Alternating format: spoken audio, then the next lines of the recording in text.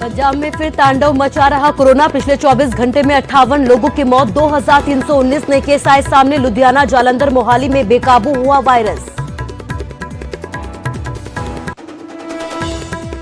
बेकाबू कोरोना पर चंडीगढ़ प्रशासन की सख्ती। स्कूल और कॉलेज 31 मार्च तक रहेंगे बंद। होली मिलन समारोह की इजाजत नहीं।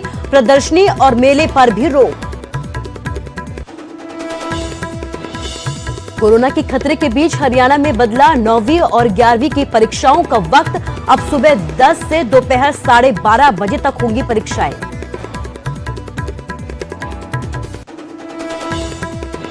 लुधियाना में गोली चलने से बीजेपी नेता के गनमैन की मौत। गन साफ करते वक्त हुआ हादसा। मामले की जांच में जुटी पुलिस।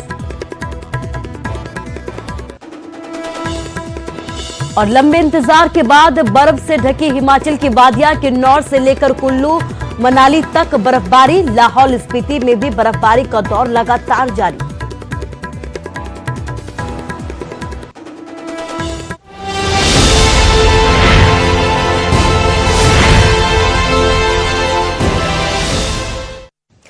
नमस्कार, स्वागत है आपका न्यूज 18 पंजाब हरियाणा हिमाचल में। मैं हूं आपके साथ कुसुम रावत। बुलेटिन का आगाज पंजाब की खबर के साथ करेंगे। पंजाब में कोरोना का कहर लगातार बढ़ता जा रहा है। 2319 नए केस पंजाब में सामने आए हैं।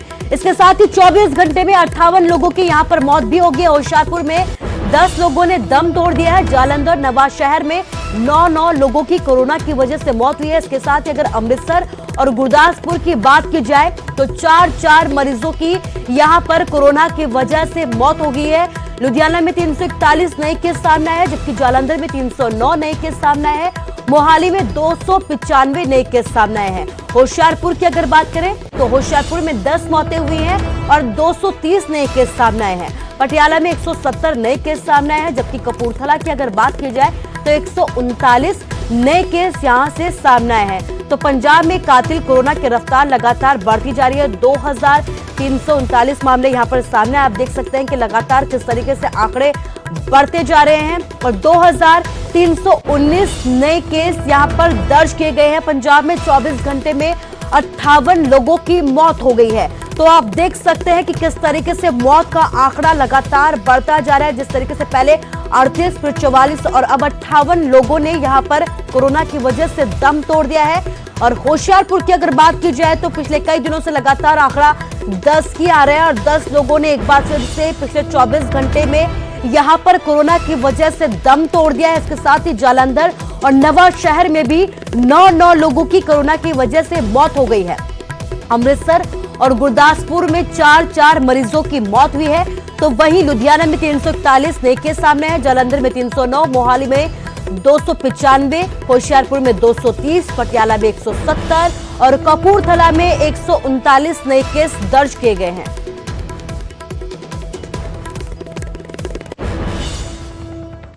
बात चंडीगढ़ की करते हैं। कोरोना पर चंडीगढ़ प्रशासन भी अब सख्त हो गया है। चंडीगढ़ के सभी स्कूल कॉलेज 31 मार्च तक के लिए बंद कर दिए गए हैं। चंडीगढ़ में होली मिलन समारोह को भी फिलहाल के लिए टाल दिया गया है। होटल्स, रेस्टोरेंट्स या फिर क्लब में होली कार्यक्रम नहीं किए जाएंगे। लोगों को होली का त्योहार अपने घरों पर ही मनाने के आदेश जारी किए गए हैं। शादी कार्यक्रम के लिए भी डीसी से इजाजत लेने की बात कही गई है। इसके साथ ही किसी भी तरह की प्रदर्शनी और मेले पर भी अभी फिलहाल के लिए चंडीगढ़ में रोक लगा दी गई है।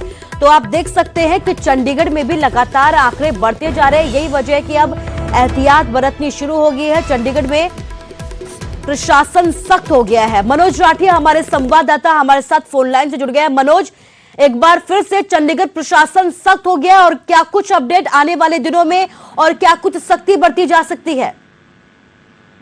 देखिए कुसुम जी, जिस तरह से पहले ही संकेत थे कि जो रेशियो है वो लगातार, आपकी अगर हम बात करें पंजाब में रेशियो बढ़ा था तो पहले ही जो एडवाइजर है चंडीगढ़ के उन्होंने संकेत दिए थे, जिसको लेकर एक अहम बैठक हुई थी वार रूम की और उसमें कई अहम फैसले लिए गए हैं। जिसमें सबसे पहला और बड़ा फैसला कि होली आने वाली है और होली के समय में किसी भी तरह से कोई भी प्रोग्राम या फंक्शन जो है उस पर मनाही की गई है, उनको रद्द किया गया है। यानी कि लोगों से अपील की गई है वो अपने घरों में होली मनाए। किसी भी तरह से कोई गैदरिंग जो है वो इकट्ठी नहीं होगी। किसी भी तरह से कोई पार्टी या किसी भी तरह से कोई फंक्शन या कोई होली मिलन जो समारोह होते हैं उन पर बैन किया गया है, उनको रद्द किया गया है। उसके साथ साथ अगर हम बात करें जो भीड़ भाड़ वाले जो जगह है, सब्जी मंडी की बात करें या मार्केट एरिया की बात करें, उन पर भी सख्ती करने की बात की गई है। चालान काटने की, सख्ती से जो है निपटने की बात की गई है। अगर कोई मास्क नहीं पहनता, सोशल डिस्टेंसिंग या भीड़ भाड़ वाली होती है, तो उनके खिलाफ जो है सख्त कार्रवाई करने की बात की गई है। उसके साथ साथ जो होटल है, रेस्टोरेंट्स हैं, पब है, वहां पर भी 50% की कैपेसिटी जो है वो बात की गई है। और रात के 10 बजे लास्ट ऑर्डर, यानी कि 11 बजे तक पूरे रेस्टोरेंट, होटल जो है, पब, वो बंद किए जाएंगे। 11 बजे के बाद अगर कोई होगा तो उसको कड़ी सजा जो है, कड़ी उस पर चालान किया जाएगा, उसका सील भी किया जा सकता है, क्योंकि सख्त ऑर्डर जो है वो किए गए हैं। इसके साथ साथ बॉर्डर एरिया को भी चेकिंग जो है वो, टेस्टिंग के साथ साथ जो चेकिंग्स है वो भी बढ़ाई करने की बात की गई है। हालांकि अभी किसी तरह से कोई नाइट कर्फ्यू या इस तरह से अभी कोई ऐलान जो है वो नहीं किया गया है। साफ तौर पर जो वार रूम की मीटिंग हुई है, जो एडवाइजर है, गवर्नर है, उनकी सुपरविजन में ये मीटिंग हुई थी, जिसमें साफ तौर पे कहा गया है कि आने वाले दिनों में देखा जाएगा, अगर हालात और बिगड़ते हैं तो और ज्यादा सख्ती की जा सकती है। जो मार्केट्स हैं, जो भीड़ वाले हैं, उनकी जो वेलफेयर एसोसिएशन है, जो मार्केट एसोसिएशन है, उनको बुलाकर उनके साथ मीटिंग की जाएगी और उसके साथ उनको समझाएगा। क्योंकि सबसे बड़ी बात यह है कि जो भीड़ भाड़ वाली गैदरिंग जो है, वहां पर बड़ा ही, अगर किसी तरह से कोई भीड़ भाड़ दिखी या कोई वायलेशन जो है वो दिखा या मास्क किसी ने नहीं पहना, उसके खिलाफ सख्ती की जाएगी, ये साफ तौर पे कहा गया है। इसके साथ साथ जितने भी जो एसोसिएशन है, उनको बुलाकर जो है वो जल्द ही आज या कल में उनके साथ मीटिंग की जाएगी। यानी कुल मिला के हम कह सकते हैं कि सख्ती जो है वो बढ़ा दी गई है चंडीगढ़ में।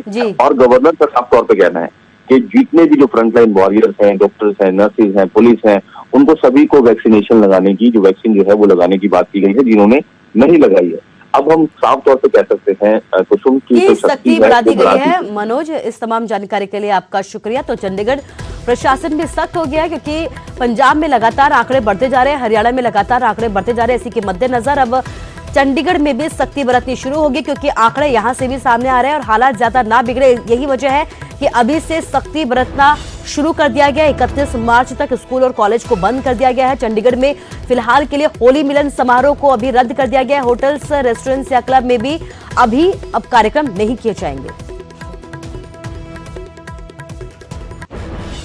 और बात हिमाचल की करते हैं। हिमाचल में कोरोना के 200 नए केस सामने आए हैं। पिछले 24 घंटे में कोरोना से 3 लोगों की यहां पर मौत हो गई है। 68 मरीज ठीक भी हुए हैं। एक्टिव केस 1385 है। कोरोना से मौत का आंकड़ा 1008 पहुंच चुका है। तो हिमाचल में भी हालात लगातार बिगड़ते जा रहे हैं। 200 नए केस हिमाचल में सामने आए हैं और आपको बता दें कि यही वजह है कि हिमाचल सरकार ने नो मास्क नो रूल्स को भी लागू किया है। तो इस 200 नए केस सामने आए हैं पिछले 24 घंटे में।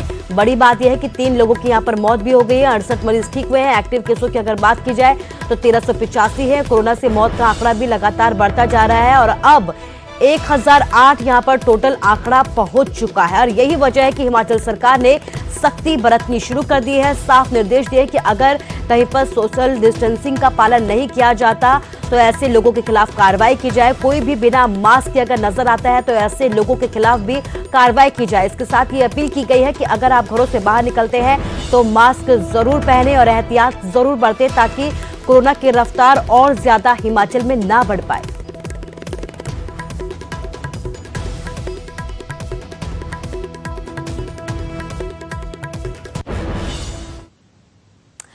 अगर आप घर से बाहर बिना मास्क के निकल रहे हैं तो आपका चालान होगा और इसके साथ ही मौके पर ही आपका कोरोना टेस्ट भी करवाया जा सकता है, क्योंकि पंजाब पुलिस अब किसी भी तरह की लापरवाही बरतने के मूड में नहीं है। देखिए जालंधर से इस खास रिपोर्ट को कि कैसे और क्या कुछ लापरवाही बरतने पर यहां पर कार्रवाई की गई है।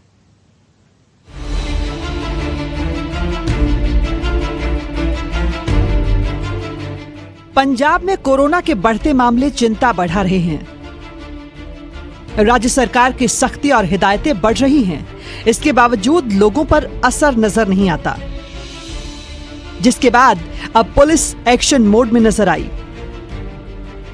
और जगह जगह पुलिस ने उन लोगों के चालान काटे जो बिना मास्क नजर आए। बसों में जब बिना मास्क के लोग नजर आए तो पुलिस ने कार्रवाई शुरू की। पुलिस की सख्ती के बाद लोग हाथ जोड़ते और सिफारिशें ढूंढते नजर आए। चालान से बचने की कोशिश की, लेकिन पुलिस अब बिल्कुल ढिलाई बरतने के मूड में नहीं है। ਜਿਹੜੀ ਪਬਲਿਕ ਆ ਉਹਨੂੰ ਇਹੀ ਅਵੇਅਰ ਕਰ ਰਹੇ ਆ कि तुसीं जिहड़ा मास्क जिहड़ा वा वो पा के रखो। उस तो बगैर जिहड़ा चाहे मोटरसाइकिल आ चाहे कार आ चाहे बस आ चाहे किसी भी व्हीकल ते आ वो ना जाया जाए। ते जिहड़े बसां दे ड्राइवर कंडक्टर आ उन्हां नूं ये हदायत की गई है कि जिहड़ा इहदे विच जिहड़ी आ सरकार दे मिले अनुसार उन्नीਆਂ सवारियां जिहड़ियां इह 'च बिठाईਆਂ जाण। न सिर्फ बसों में बल्कि शहर के अलग अलग चौक चौराहों पर पुलिस ने नाकेबंदी करके लोगों को जागरूक भी किया। बस ड्राइवर्स और कंडक्टर्स को भी मास्क पहनने को कहा। इसके साथ ही मौके पर लोगों का कोरोना टेस्ट भी करवाया गया।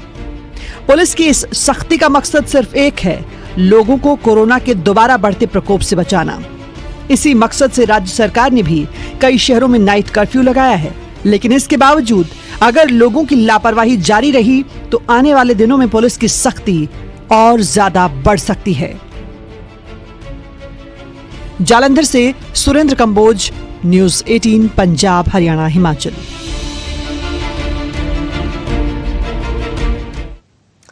मोहाली के हाई प्रोफाइल एक्सीडेंट केस में पुलिस ने आरोपी कार चालक को गिरफ्तार कर लिया है, लेकिन अभी भी उसके 2 साथियों की तलाश लगातार जारी है।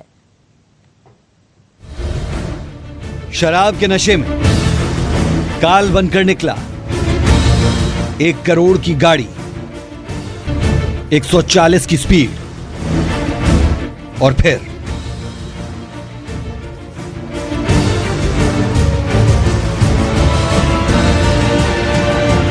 शराब के नशे में ऐसा चूर था कि मर्सिडीज नहीं जैसे मौत दौड़ रही हो। यही है वो कातिल कार। देख लीजिए 1 करोड़ की कार को। ड्राइवर नशे में चूर था, स्पीड 140 की थी। पैसों का ऐसा गुरूर था जैसे लोगों का खून नहीं पानी था, जिसे ना खुद की फिक्र थी और ना ही दूसरों की। मोहाली की सड़कों पर शनिवार को मौत दौड़ रही थी और इसे दौड़ाने वाला कोई और नहीं, 18 साल का ये रईसजादा है, जिसके पास न लाइसेंस था और ना ही गाड़ी चलाने का कोई सलीका।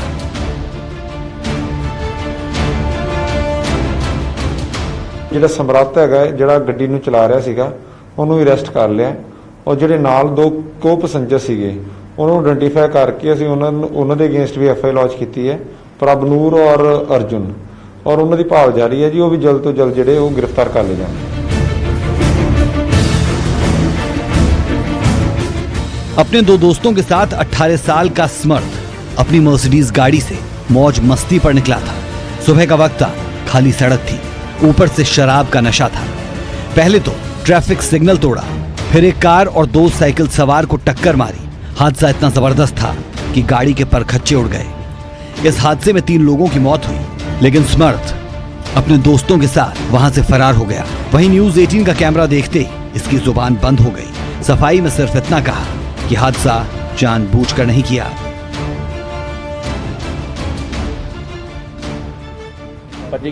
ਨਹੀਂ ਭੱਜਿਆ ਸੀ। ਤੁਸੀਂ ਇੰਨੀ ਤੇਜ਼ ਰਫ਼ਤਾਰ ਨਾਲ ਗੱਡੀ ਚਲਾ ਰਹੇ ਸੀ, 6 ਬੰਦੇ ਮਾਰ ਕੇ। ਸ਼ਰਾਬ ਪੀਤੀ ਹੋਈ, ਤੁਹਾਡੇ ਕੋਲ ਲਾਇਸੈਂਸ ਵੀ ਨਹੀਂ, ਬੰਦੇ ਤੁਸੀਂ ਮਾਰ ਕੇ ਉੱਥੋਂ ਭੱਜ ਰਹੇ ਹੋ। ਕੁਛ ਤਾਂ ਕਹੋ ਨਾ। ਨਹੀਂ ਭੱਜੇ ਸੀ। ਫਿਰ ਤੁਸੀਂ ਗੱਡੀ ਛੱਡ ਕੇ ਤਾਂ ਭੱਜੇ ਸੀ ਉੱਥੇ ਆਪਣੇ ਦੋਸਤਾਂ ਨਾਲ।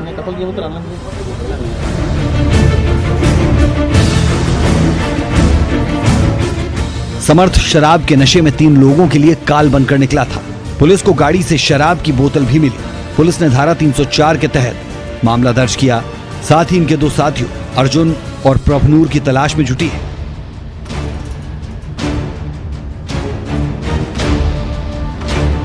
ਜਿਹੜਾ ਉਹਨਾਂ ਦਾ ਐਕਸ਼ਨ ਸੀਗਾ ਉਹ 304 ਨੂੰ ਹੀ ਅਟਰੈਕਟ ਕਰ ਰਿਹਾ ਸੀਗਾ, ਕਿਉਂਕਿ ਮੌਕੇ ਤੇ ਜਦੋਂ ਉਹਨਾਂ ਨੂੰ ਪਤਾ ਲੱਗਾ ਹੈ ਕਿ ਬੜਾ ਜਿਹੜਾ ਡੈਡਲੀ ਐਕਸੀਡੈਂਟ ਹੋਇਆ ਹੈ ਔਰ ਮਰਦੇ ਹੋਏ ਜਿਹੜੇ ਉਹ ਵਿਕਟਿਮ ਸੀਗੇ ਉਹਨਾਂ ਨੂੰ ਛੱਡ ਕੇ ਉੱਥੋਂ ਦੇ ਫਲੈਡ ਫਰੋਮ ਦ ਸਪੌਟ ਔਰ ਨਾ ਉਹਨਾਂ ਨੇ ਪੁਲਿਸ ਨੂੰ ਇਨਫਾਰਮ ਕੀਤਾ ਨਾ ਐਂਬੂਲੈਂਸ ਨੂੰ। 3 जिंदगियां खत्म हो गई, लेकिन सवाल ये कि इस हादसे के लिए आखिर जिम्मेदार है कौन? 18 साल का ये लड़का या फिर इसके माँ बाप की बेशुमार दौलत, जिसे संजोते संजोते वो अपने बेटे को जिम्मेदारी का पाठ पढ़ाना भूल गए। ਪਹਿਲੀ ਵਾਰ ਇਹ ਹੋਇਆ ਕਿ ਐਕਸੀਡੈਂਟ ਕੇਸ 'ਚ ਇੰਨੀ ਵੱਡੀ ਧਾਰਾ ਜਿਹੜੀ ਹੈ ਲੱਗੀ ਹੈ ਤੇ ਪੁਲਿਸ ਹੁਣ ਹੋਰ ਵੀ ਜਿਹੜੀ ਕਾਰਵਾਈ ਹੈ, ਜਿਹੜੇ ਸੈਕਸ਼ਨ ਹੈ ਉਹ ਲਾਉਣ ਦੀ ਗੱਲ ਕਰ ਰਹੀ ਹੈ। ਮੋਹਾਲੀ ਤੋਂ ਕੈਮਰਾਮੈਨ ਜਿੰਦਰ ਸਿੰਘ ਨਾਲ ਮਨੋਜ ਰਾਠ, ਨਿਊਜ਼ 18 ਪੰਜਾਬ। और चलिए बात करते हैं दिल्ली हाई कोर्ट के अनोखे फैसले के बारे में। कोर्ट ने हत्या की कोशिश करने वाले आरोपी को गुरुद्वारे में सेवा करने की सजा सुनाई है। देखिए पूरी रिपोर्ट।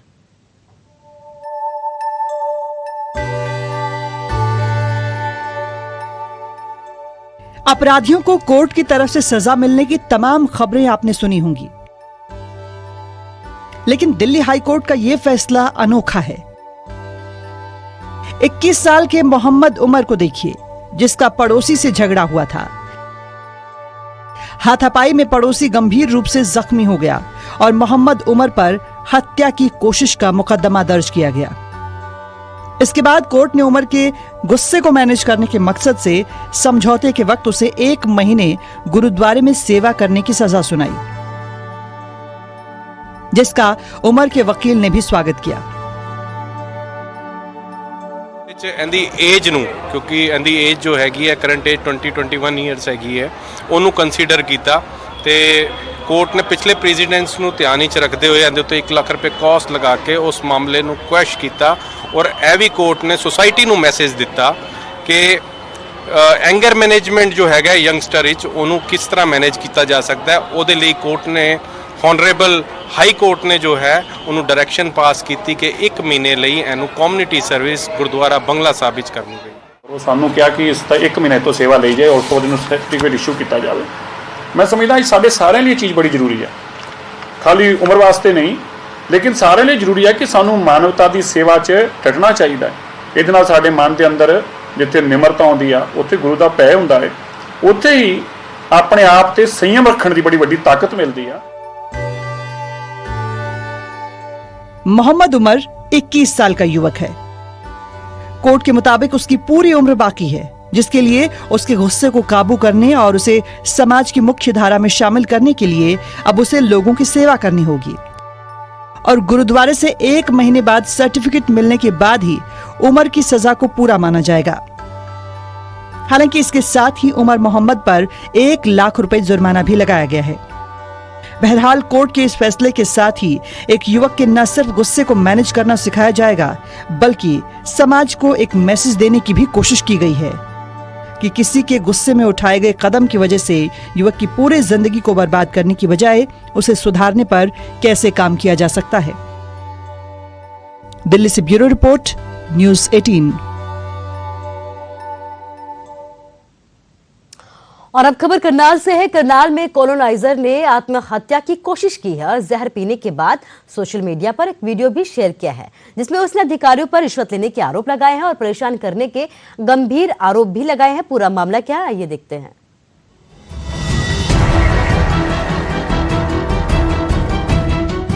लाइव वीडियो में अपनी तकलीफ बताने वाले इस शख्स का नाम प्रवीण है, जिसने जहर पीकर अपनी जान देने की कोशिश की।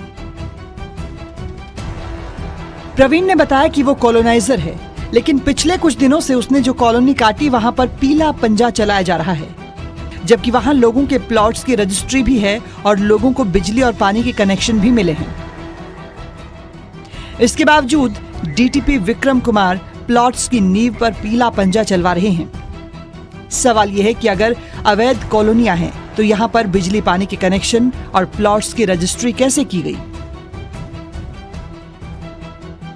प्रवीण ने आरोप लगाया कि उसने डीटीपी को 27 लाख रुपए रिश्वत दी, लेकिन जब और पैसे नहीं दे सका तो लोगों की नींव को गिराया जा रहा है। इसी से परेशान होकर उसने जहर पीकर जान देने की कोशिश की, जिसके बाद परिवार के लोगों में भी गुस्सा है। पैसा इतना 27 लाख रुपया उसको दिया और उसके बाद उनकी भूख नहीं मिटी, वो और ज्यादा पैसा मांगना चाहते थे। 27 लाख रुपए किसने किसको दिए? 27 लाख रुपए डीटीपी को दिया। किसने दिए? हमारे प्रवीण जी ने दिया। अच्छा। और उसके बाद उनकी भूख नहीं मिटी, वो कहना चाहते थे और पैसा हमारे को चाहिए, नहीं तो हम पंजा चला देंगे। उन्होंने फिर उसके बाद पंजा चला दिया और सारे रोड वोड तोड़ दी। उन्होंने कहा जी 27 लाख रुपए मैं उनको घी के डिब्बे में डाल के दे के आता था, ऊपर उनकी रसोई में दे के आता था, रसोई तक पहुंचा के आता था। और उन्होंने कहा कि और मेरे से पैसे मांग रहा था। मैंने बोल दिया था कि जब मैंने कॉलोनी काटी है, आपने मकान तोड़ दिए, लोग मेरे को पैसे नहीं दे रहे, जबकि आपकी हमारी बात ये हुई थी कि आप मकान नहीं तोड़ेंगे। उधर पुलिस अब प्रवीण के बयान लेने के बाद आगे की कार्रवाई का दावा कर रही है। डॉक्टरों के मुताबिक फिलहाल गंभीर हालत की वजह से प्रवीण को आईसीयू में शिफ्ट किया गया है। जो अभी पेशेंट आया उसका नाम परवीन है, उन्होंने फिनाइल इंजेक्शन अभी पॉइजनिंग ली हुई है। उस चीज़ के लिए जो अभी जरूरी इलाज के लिए चलना चाहिए था, हमने ट्रीटमेंट चला दी है। उसके अलावा जो हमने टेस्ट भेजने थे वो भी भेज दिए हैं। पुलिस को भी हमने सूचित कर दिया है। पुलिस की टीम भी बाहर मौके पे अभी है। जो आगे की कार्रवाई होगी 24 से 48 घंटे के बाद उनकी जो आगे की रिपोर्ट रहेंगी वो आप लोगों के हमसे। एक तरफ कॉलोनाइजर प्रवीण की हालत गंभीर है, दूसरी तरफ मामला लगातार गर्माता जा रहा है।